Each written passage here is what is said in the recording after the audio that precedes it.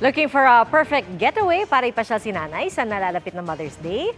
Maraming activities na pwedeng subukan sa Tagaytay.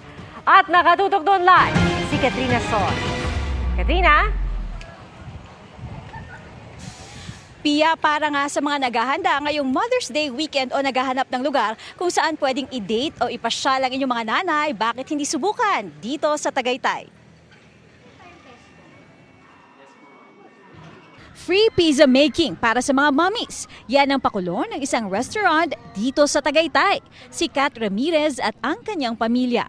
Inagahan na ang pagse-celebrate ng Mother's Day. Iniiwasan namin yung magiging traffic kapag makisabay kami sa mismong araw ng parating na Mother's Day. Taon-taon daw mula nang magkaanak ay di raw nila kinakaligtaan ng kanyang pamilya na mag-celebrate ng Mother's Day. Dapat talagang i-cherish siya every year. As a nanay, syempre, kailangan nating maramdaman yun na every year, importante tayo bilang ina. Si Zelly Villanueva naman at ang kanyang pamilya, in-advance na rin ang kanilang Mother's Day celebration. Ngayon lang daw kasi sila magkakasama. May trabaho po ako, kaya po ngayon lang kami nag-celebrate ng Mother's Day. Dito naman nila napiling mamasyal sa isang amusement park sa Tagaytay. Bukod daw kasi sa mga rides ay may mga kainan na rin sa lugar.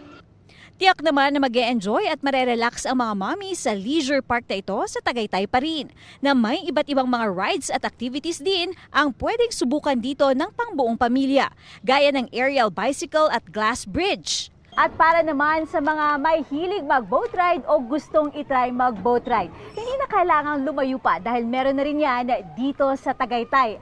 Para naman sa IG-worthy photos ng mga mommies, swak na swak daw dyan ang Heart Bridge kung saan pwede silang magpa-picture.